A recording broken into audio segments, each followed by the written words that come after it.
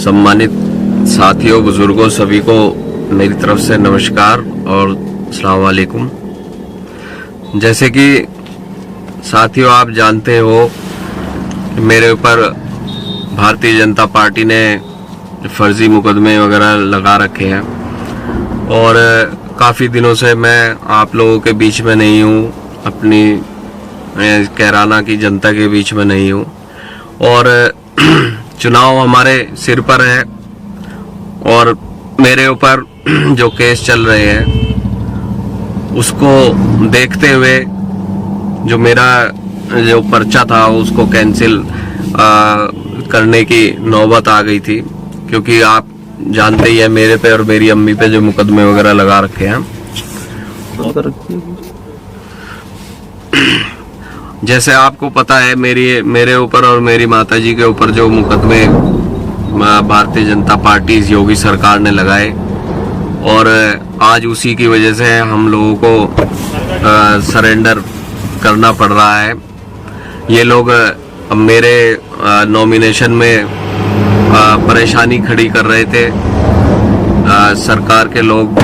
ये भारतीय जनता पार्टी के लोग।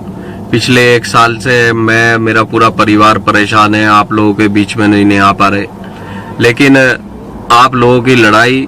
पहले भी लड़ते रहे और आगे भी लड़ते रहेंगे। मेरा आप सभी अपनी जनता से ये अनुरोध है कि आप बिल्कुल भी हिम्मत ना हारें और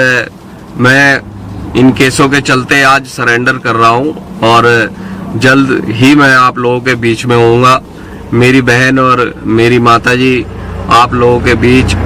उसी तरीके से आपके बीच रहेंगी और इस चुनाव को आगे बढ़ाएंगी। ये चुनाव मेरे लिए और आप लोगों के लिए बहुत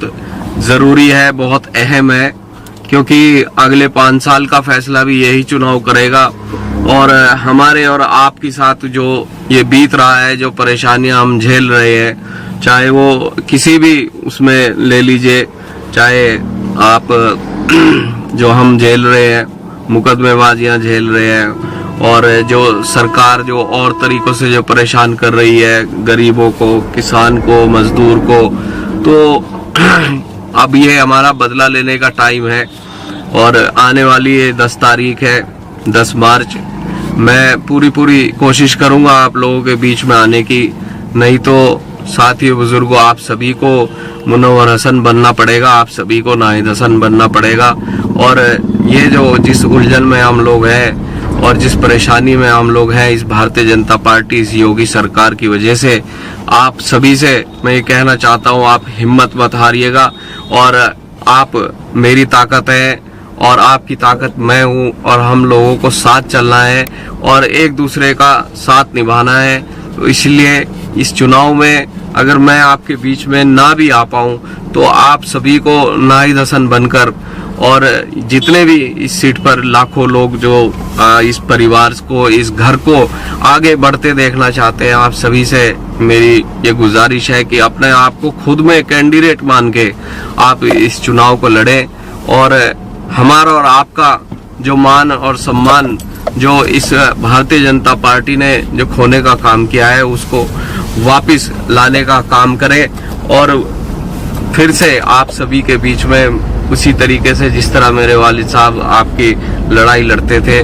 मैं दोबारा से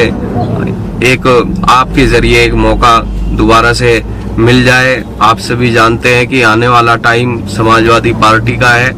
आने वाली सरकार आप लोगों की है। बस आप सभी को संयम से काम लेना है और